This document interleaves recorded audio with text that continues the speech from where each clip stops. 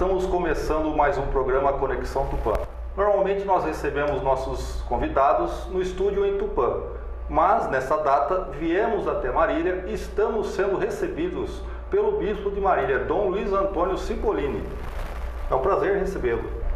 Eu agradeço por esta visita tão boa aqui, agradeço e acolho de coração ao Eduardo e a todos que estão dando esta oportunidade para que nós possamos nos conhecer um pouquinho mais, falar um pouquinho mais da religião, da fé, do amor a Deus. Eu começo perguntando para o senhor como surgiu essa vocação ou quando o senhor se deu conta de que ela existia. O senhor entrou para o seminário, qual o caminho que o senhor fez e que outras pessoas que têm essa vocação possam fazer? A vocação, como o próprio nome já diz, é um chamado. É um termo que vem de um chamado, é Deus quem chama e cabe a cada pessoa que é chamada responder a este convite. Minha família, meus pais, são pessoas que têm fé, têm religião, então eu cresci neste ambiente, um ambiente cristão, e isto possibilitou que o chamado chegasse até mim, me ajudou bastante. Um dos fatores mais importantes é a fé, né? Nós recebemos a fé. A fé, ela já existe antes de nós e tem uma comunidade, a família, a igreja, que é guardiã deste chamado, desta fé. Então, no meu caso, minha família, meus pais, meus irmãos, né, um ambiente religioso, e foi aí neste ambiente onde eu me senti chamado a viver esta vocação a serviço de Cristo e da igreja. Com que idade, mais ou menos? Olha, este chamado de Deus para mim foi assim por volta dos 15, 16 anos.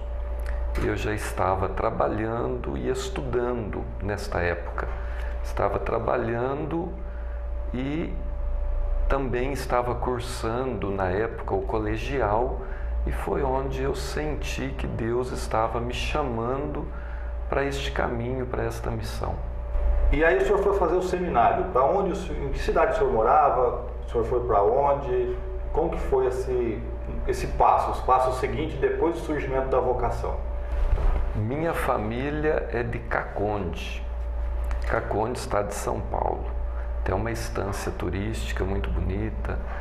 Caconde, meus pais são de lá, meus avós, meus familiares. Então, este chamado aconteceu lá em Caconde. Depois, eu fui para Ribeirão Preto. Para o seminário? Para o seminário, cursar filosofia e teologia.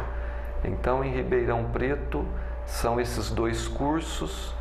Esses dois cursos são comuns para todos, né? Todos os que se sentem chamados ao sacerdócio fazem a filosofia e a teologia. Então eu fiz filosofia, teologia, fui acolhido pelo bispo de São João da Boa Vista, que na época era Dom Tomás Vaqueiro, e me ingressei neste caminho, fui ordenado padre em Caconde no ano de 1986.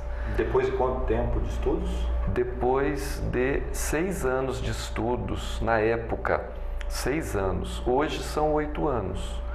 Hoje já foi acrescentado a este tempo de estudo um ano propedêutico, que é um ano onde o candidato, o vocacionado, vai fazer assim um discernimento maior da sua vocação antes de começar a filosofia. Na época, eu não tive o propedêutico, nós tínhamos a filosofia e a teologia. Portanto, em 1986, eu fui ordenado padre lá em Caconde por Dom Tomás Vaqueiro. E depois o senhor foi para que igreja? Depois da ordenação lá em Caconde, eu fui para Mogi Guaçu. Então eu servi em Mogi Guaçu, lá na paróquia de Nossa Senhora do Rosário. Estive lá um bom tempo, 5 anos. E desta paróquia de Nossa Senhora do Rosário, na cidade de Mogi Guaçu, eu fui a Roma. Fiz um curso em Roma, um mestrado em ética. Então fiquei 2 anos em Roma, estudei, consegui terminar os estudos e voltei para a Diocese de São João, para a cidade de Vargem Grande do Sul, onde eu estive 7 anos. Depois desta paróquia, em Vargem Grande do Sul, aí eu fui para o seminário. Voltei para Mogi Guaçu, no seminário maior, seminário de teologia, onde eu fui reitor. E lecionei na PUC de Campinas, na Pontifícia Universidade Católica, Mogi Guaçu a Campinas, são 40 minutos. Depois de 4 anos como reitor, eu fui para São João da Boa Vista, uma outra paróquia, Nossa Senhora de Fátima. E foi lá nesta paróquia onde eu fui eleito bispo de Marília, estando lá nesta cidade de São João da Boa Vista, na paróquia Nossa Senhora de Fátima.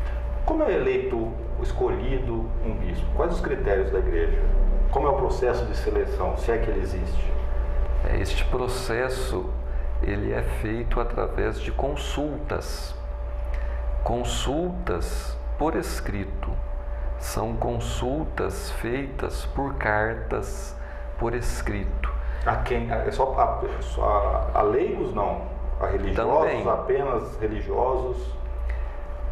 Estas consultas, elas são feitas para o clero, para religiosos, religiosas, leigos e leigas que conheçam aquele candidato, aquele padre que foi apontado para o episcopado. Só que o próprio candidato não está sabendo desta consulta. Ou seja, ele não pode se candidatar. Não. Entendi. Não. É uma indicação. E isto vai tomando vulto porque as consultas elas vão sendo feitas e quando alguém é consultado, ele já indica novas pessoas a serem consultadas e depois deste processo, que às vezes é curto, às vezes é longo, então a pessoa apontada, tendo sido aprovada nestas consultas, é consultada, a pessoa é consultada para responder o sim ou, no caso, aceito ou não aceito esta nova missão na igreja. Mas é comum os padres não aceitarem, ou isso é raro, que sejam nomeados bispos? Acontece. Não é tão raro? Não, acontece que muitas vezes o padre que foi apontado e após a consulta foi aprovado, pode acontecer do padre não se sentir preparado para aquela missão, para aquele novo desafio, porque realmente o padre que é apontado e é aprovado, ele tem que fazer uma ruptura, ele tem que renunciar, ele tem que deixar para trás toda aquela vida que ele tem na paróquia ou todas as atividades que ele tem. No meu caso, eu não conhecia Marília. Estando ali em São João da Boa Vista, o caminho nosso ali de São João, ele era um caminho mais para a capital, para São Paulo. O caminho que eu digo é o caminho de conhecimento, de estudos, né? E quando me disseram de ser bispo de Marília, eu fiquei muito feliz, fiquei muito contente, mesmo não conhecendo esta realidade, mesmo não conhecendo Dom Osvaldo, bispo emérito, que esteve à frente aqui da diocese por mais de 30 anos, mesmo não o conhecendo, eu aceitei isto como um chamado, né? Um novo chamado que Deus me fez através da Igreja do Papa Francisco. E falando do Papa Francisco, ele está fazendo um pontificado aí interessante, né? Ele talvez não seja um revolucionário, mas certamente ele está mais próximo dos progressistas do que dos conservadores. E ao mesmo tempo ele tem encontrado dificuldades em fazer algumas mudanças. Por exemplo, ele diz que é preciso acolher os gays, apesar de fazer ressalvas à união deles, né, de ser contrário ao casamento gay, e também acolher os divorciados. Aqui em Marília, por exemplo, como no resto do mundo, aconteceram reações contrárias. Então, um grupo ligado à TFP, Tradição, Família e Propriedade, esteve em Marília em julho do ano passado recolhendo assinaturas contra essas propostas, essa ideia do Papa. Como se houve essa dificuldade que o Papa tem encontrado dentro da Igreja e também fora da Igreja de fazer algumas mudanças que o mundo exige, porque afinal o mundo de hoje não é o mesmo de 100 anos atrás, nem de 200, e não vai ser também o mundo futuro é diferente de hoje, ou seja, as coisas estão em evolução. Os dogmas, né, não mudam, mas ao mesmo tempo você não pode virar de costas para a sociedade. Como se houve essa dificuldade do Papa de colocar essas mudanças em prática? Bom, Eduardo, o Papa Francisco, ele foi eleito no dia 13 de março de 2013. Então foi um momento, digamos assim, um momento muito importante para a Igreja, o fato de escolher para este cargo, para esta missão, mais uma missão, né? Então escolher um latino-americano. Algo inédito. Depois de tantos milênios, digamos, depois de tanto tempo, está lá um latino-americano, né? Isso é um significado muito importante. É um significado de que realmente a nossa Igreja católica, apostólica, romana, realmente ela é católica. Católico significa, é do mundo, é de todo mundo. A Igreja, ela não é da Europa. A Igreja, ela é do mundo. Catolicismo significa que ela é universal, é de todos. Então está lá o Papa Francisco dizendo que veio do fim do mundo. Papa Francisco aparecendo lá na sacada da Basílica e já dando um testemunho maravilhoso de quem veio para se unir. Ele pede, antes de abençoar o povo, ele pede que o povo ore por ele.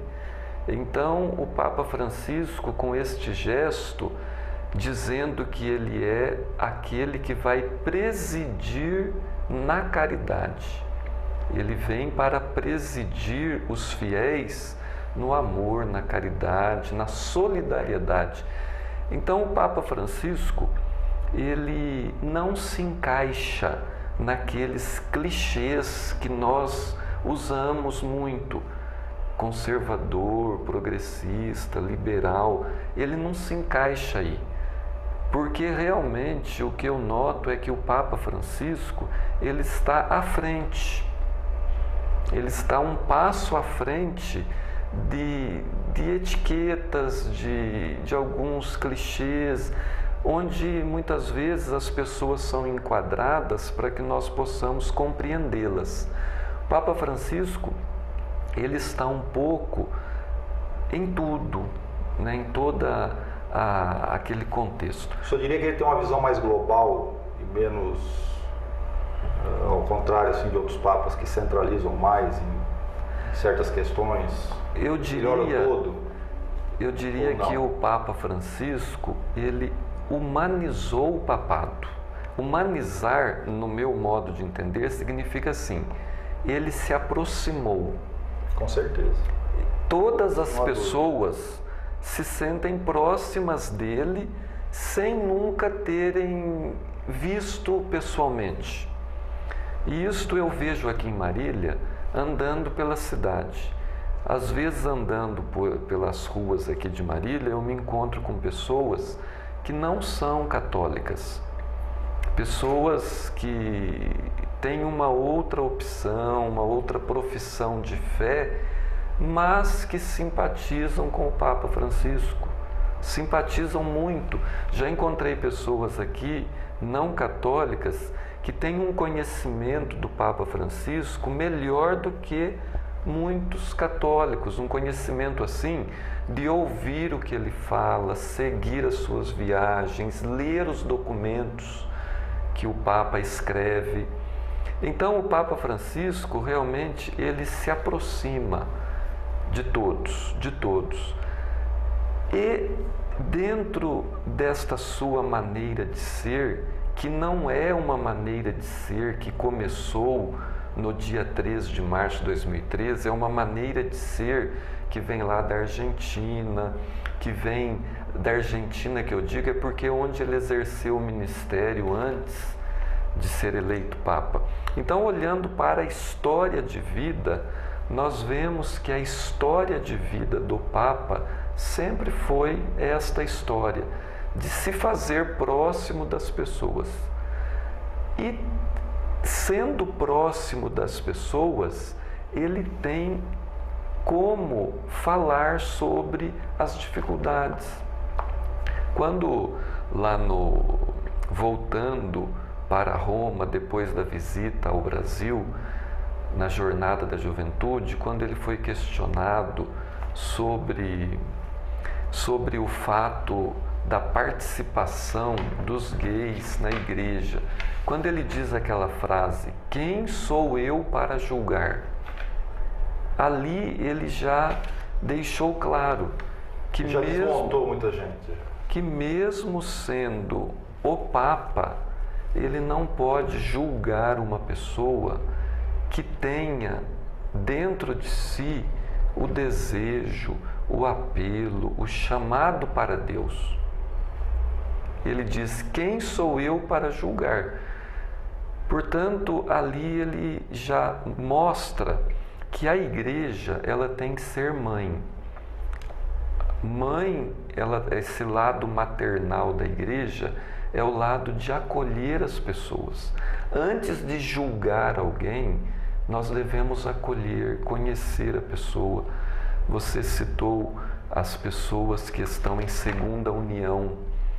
Conhecer os casais que estão em segunda união, saber qual é ali a motivação, quais são os caminhos deste casal, né? Os porquês desses fatos, destes acontecimentos que muitas vezes até independem das pessoas.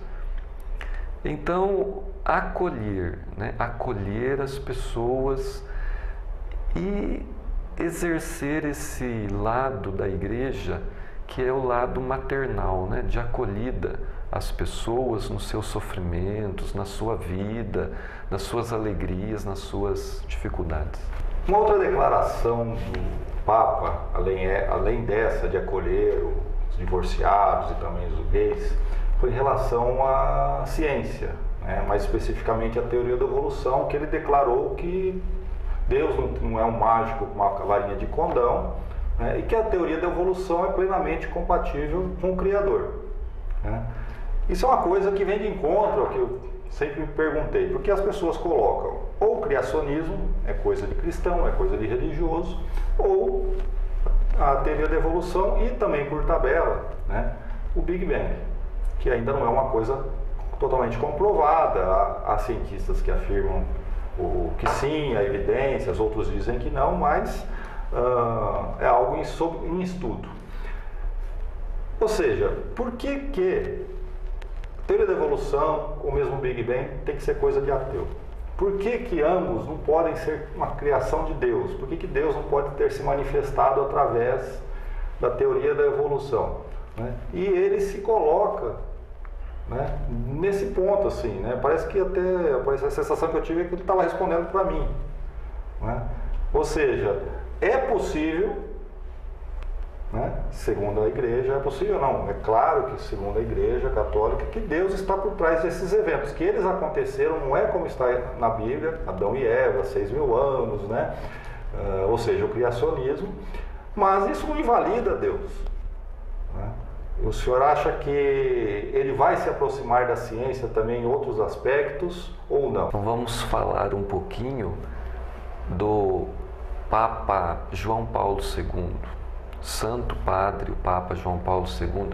Ele escreveu uma encíclica, escreveu um documento, Fides et Ratio, Fé e Razão.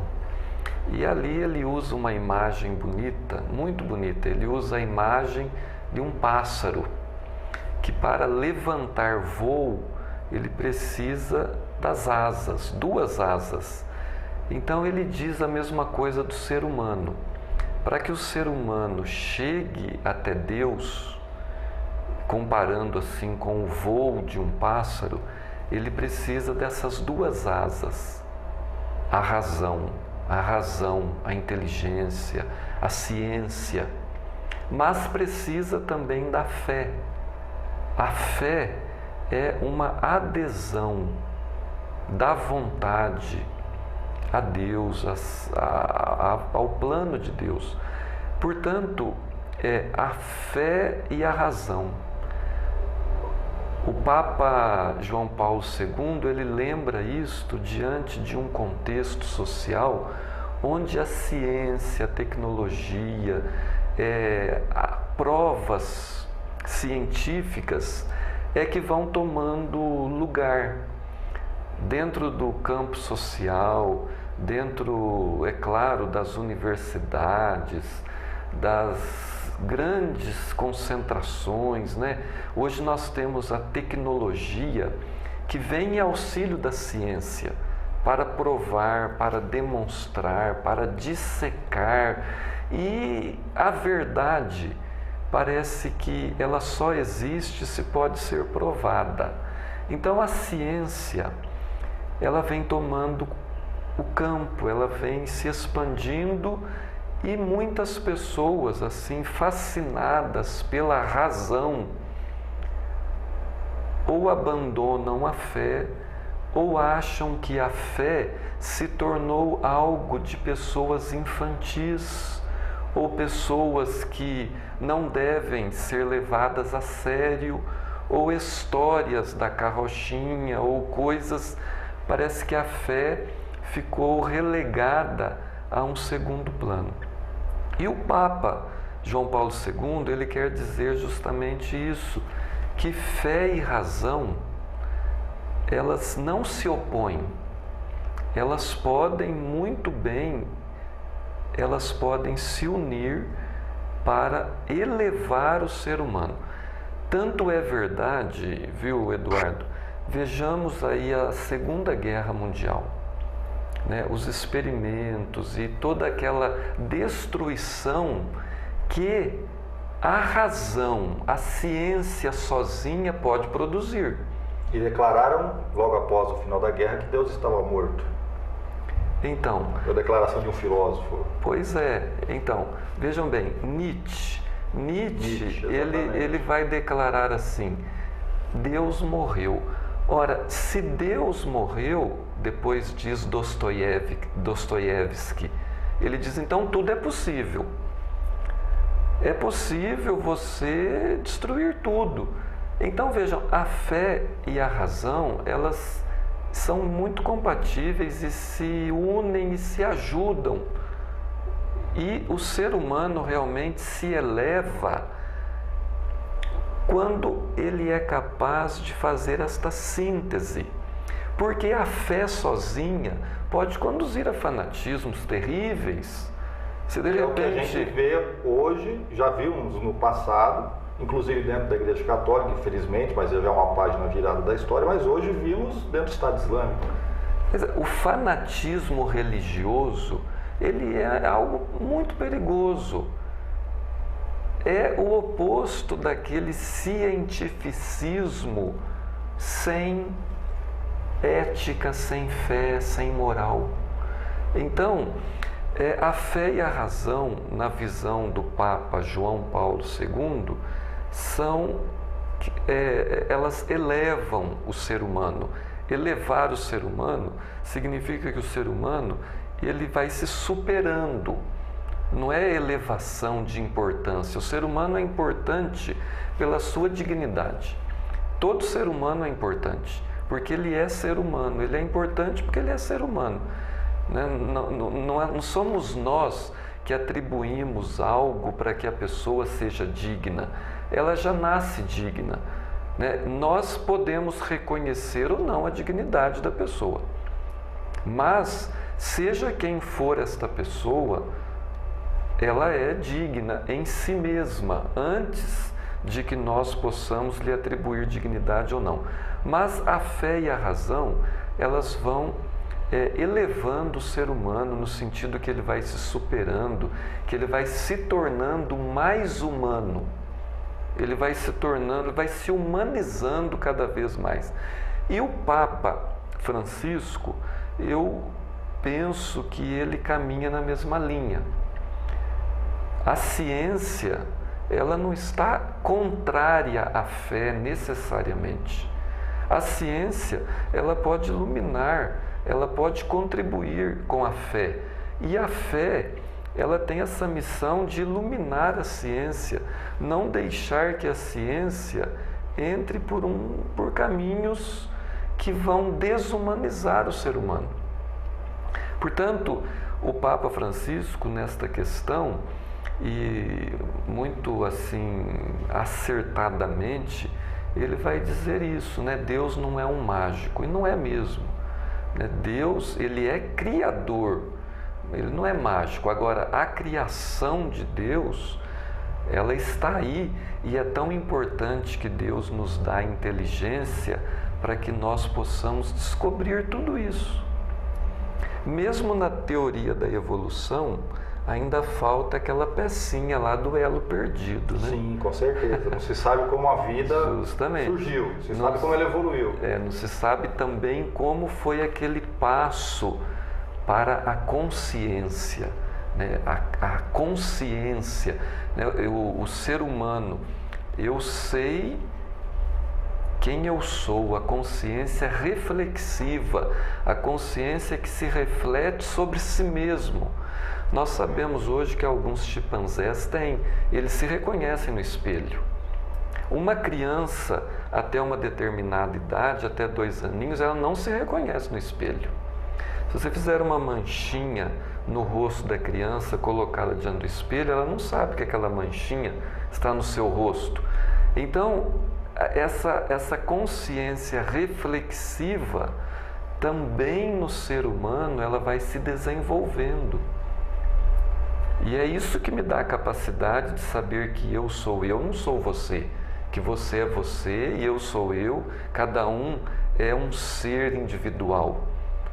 O animal, ele não tem essa consciência reflexiva, ou se ele tiver, não se percebe nele isso. O animal, ele é sempre parte de um grupo, uma colmeia, ele sempre é parte de um todo. Agora, o ser humano, ele é individual. Então, o Papa Francisco, ele está nesta linha. A diminuição de ordenações, de vocações, tanto de padres como de freiras, é um grande problema para a Igreja Católica. Dentro desse contexto, mais uma pergunta ainda. O fim do celibato e a ordenação de mulheres seria, não digo uma solução, mas um paliativo para essa diminuição de vocações, para estimular o aumento de interessados em padres, em ser freiras também?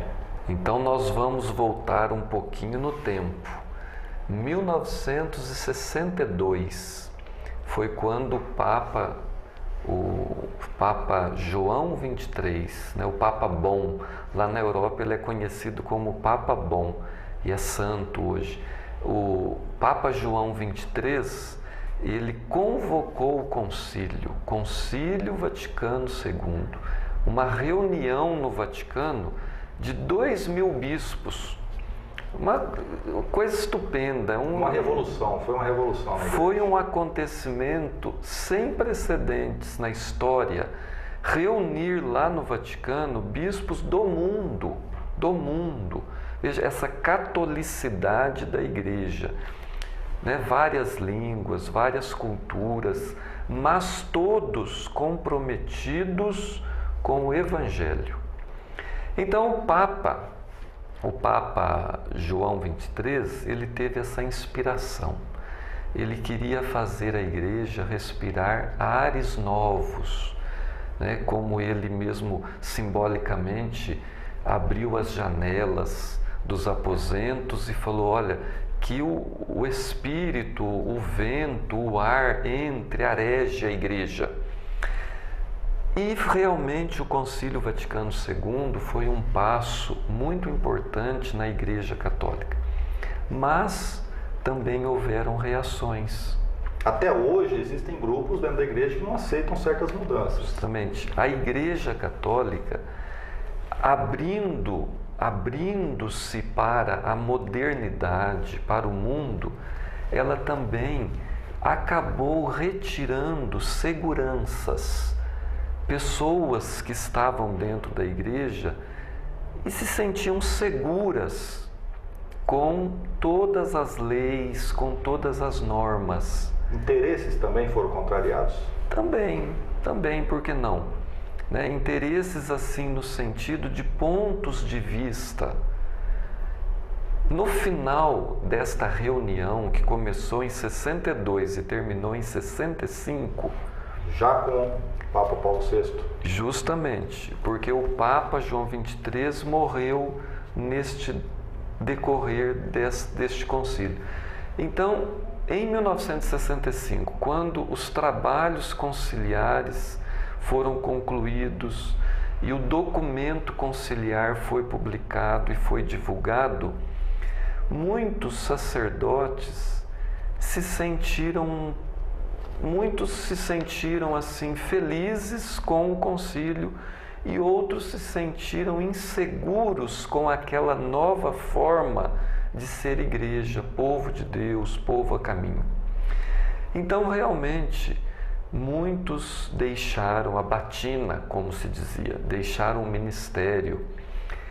E houve também uma crise, houve aí dificuldades em novas vocações. Mas hoje, 50 anos após o concílio, nós podemos dizer assim que no caso dos padres, dos sacerdotes, nós temos hoje, graças a Deus e também graças a toda uma caminhada de igreja, nós temos vocações.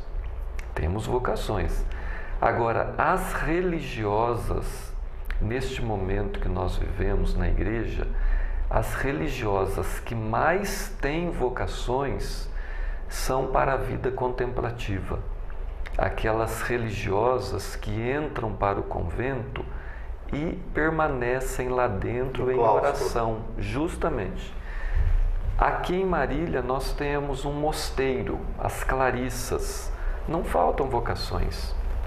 Inclusive já foram clarissas aqui de Marília para Lages, em Santa Catarina, para fazer a refundação de um mosteiro de Lages. Portanto, para a vida contemplativa, está havendo tanto a vida contemplativa masculina e feminina, que também, né, os mosteiros dos freis contemplativos, monges. Agora, para a vida ativa, digamos, aqueles que estão na pastoral, diretamente ligados a pastorais e ao trabalho ativo, está existindo comunidades de vida. Muitos não se ligam àquelas instituições que já vêm de um determinado período da história, mas estão se ligando a comunidades de vida. Nós estamos vendo na Igreja Católica muitas comunidades. Por exemplo, Canção Nova. A Canção Nova do Padre Jonas Abib, ela é uma comunidade de vida. Ali são leigos, são casais, solteiros, casados, são inclusive sacerdotes que se unem numa comunidade de vida que difere das congregações, digamos assim, históricas que vêm de longa data, onde as comunidades são formadas por homens ou por mulheres. Então, essas comunidades que estão surgindo atualmente na igreja, elas incluem todas as idades ou as condições de vida. Ou seja, já é uma mudança dentro do conceito de padres, de freis, ou de monjas, ou de freiras. Coisa nova. Sim, eu diria que é uma mudança na mentalidade da comunidade. Como servir a Deus hoje dentro de uma comunidade. Bispo Dom Luiz Antônio, estamos terminando nosso programa, infelizmente o tempo é curto, estamos aí na semana de Páscoa. Gostaria que o senhor mandasse uma mensagem para os telespectadores. A mensagem da Páscoa é aquela mensagem antiga e sempre nova. Deus nos ama. Como é que Deus nos ama? Ele nos ama dando-nos um grande presente, que é o seu Filho. Então Jesus, sendo Deus com o Pai, Ele vem viver a nossa humanidade. Esta é a grande prova de amor que Deus nos deu. Viver a nossa humanidade, viver as nossas fraquezas, viver as nossas alegrias, limitações e transformar tudo isso em vida nova, em ressurreição. Então, meu querido irmão, minha querida irmã, você que está aí, sinta-se amado por Deus, sinta-se querido por Deus. Deus nos ama muito e nos deu o seu Filho para nos dar vida nova, ressurreição. Eu quero aqui agradecer ao Bispo Dom Luiz Antônio, que abriu um espaço na sua agenda para nos receber. Foi uma presença conversar com o senhor. Muito obrigado, Eduardo, muito obrigado a todos e que Deus nos abençoe e nos ajude sempre mais. E assim terminamos nosso programa Conexão Tupã de hoje, que foi gravado em Marília, com a participação do Bispo Dom Luiz Antônio Cipollini. Muito obrigado pela sua audiência e continue na TV Universitária.